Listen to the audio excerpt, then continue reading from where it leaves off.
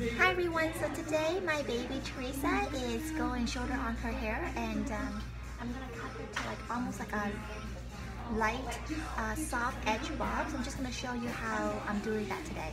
So right now this is her right here, okay, and she's gonna be going up here, right? Okay. So first I always recommend to straighten the hair. So her hair was a bit wavy, so I had to straighten it so it's easier to cut. You definitely need a long tail comb like this so it's easier to hold the hair.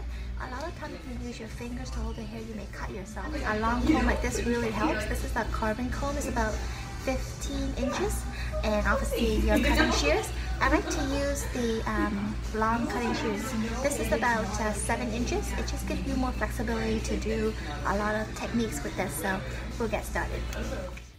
So my best suggestion is when you cut hair, make sure you take less than you intended to. So let's say if you want to take off 2 inches, make sure you take off 1 inch, because you can always go back in and recut it than to cut it too much and you cannot grow it back in time, right? So the first thing you do is to have the hair parted in half down the center at the back. Make sure it's even on both sides, and I find it's a lot easier if you're cutting for yourself or for anyone else is to do the front first. The reason why the front is that that's the first thing you see.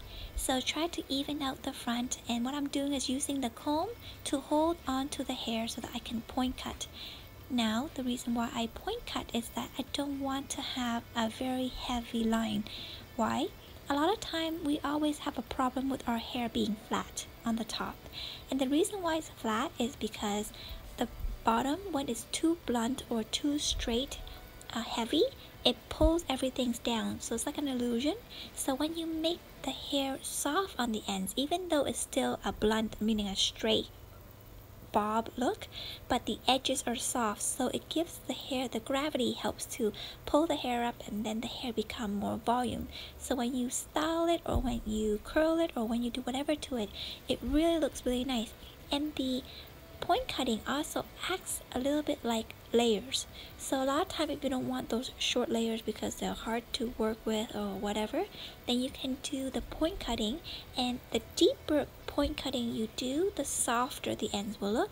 The shorter point cutting you do, obviously the thicker the hair will be. So if you like a lot of texture, if you want to take away the weight, if you have fine hair, then I would suggest to do more of a shorter point cutting. If you have thick hair, then do more deep point cutting so that you can take that weight out. And you will see what I mean. Once you start styling the hair and washing it, it definitely have a beautiful bounce to it. So I'm just continuing using the comb to be my guideline and just to point cut.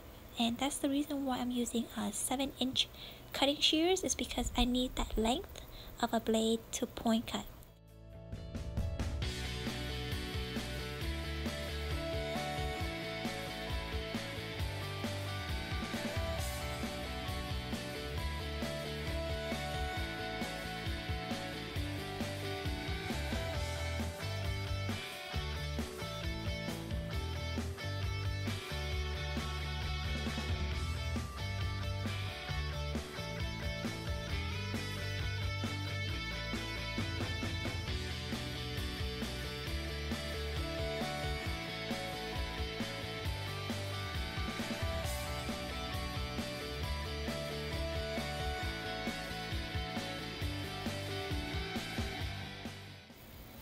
So after I cut the front, now you're going to see me going throughout the whole hair to just point cut it deeper. Right here you see how thick it still is. So what I'm doing is just point cutting it deeper just to make it softer on her ends to give her more body. And then after that, I'm just going to go all around the hair and just point cutting. And this is not a specific way to do, it's all personal preference, right? And especially as I'm going around, I will eventually reach the back. So because of me parting the hair in the middle at the back, bringing it forward to the front, I am over directing the back of the hair. So therefore, when I put all of the hair to the back, you will see that there's going to be a V shape. Now, if you like that V shape, then keep it. But if you're looking for a bob look, meaning straight from front to back, then you need to take off the tail at the back, which you will see what I mean as I start to spin Teresa around. So right here, you see how it's a bit of a V because I over direct the hair.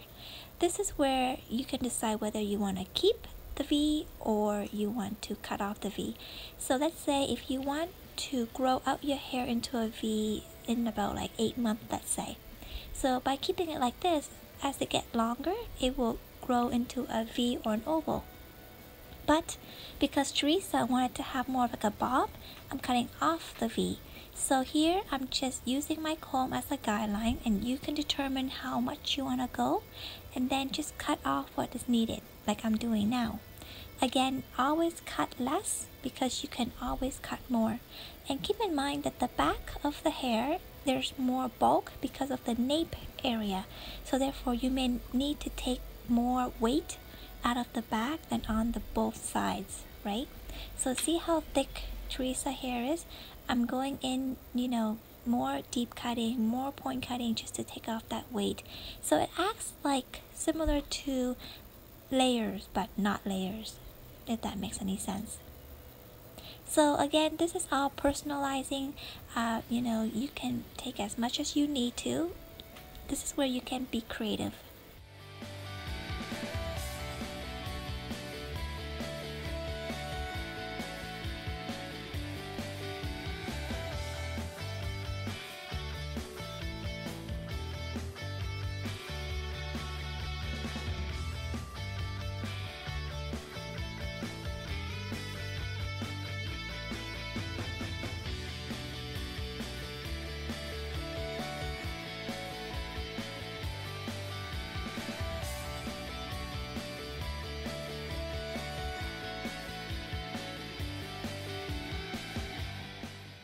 You're gonna watch the video and see if this works for you. I hope that it does.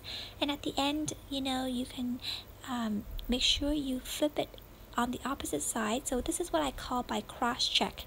So let's say Teresa, her parting is like a little bit off centered, but I still flip it to the left and to the right just to make sure that whether she flip it either way, it'll be even. So that's just more of a cross check. And then from this basic, point cutting bob, if you want to add in some layers afterward, you can definitely do so. But this is for those of you who want to have a one length kind of look, but not a heavy ends, if that makes sense. Well, I hope that you enjoyed the video. If you have any questions, feel free to leave me a comment below and I will try my very best to answer them for you. Once again, thank you so much for watching my video. Please subscribe to my channel and help me raise awareness for my charity. If you want to know more, you can check out my website at bffk.ca. To all of my subscribers, my fans, and those of you who have supported me all these years, thank you so much for helping me help others. I've raised money, and all of the money that I use to go to help children go to school and on my mission trip. So thank you so much for following me. Thank you so much for supporting me. Until next time, bye everyone.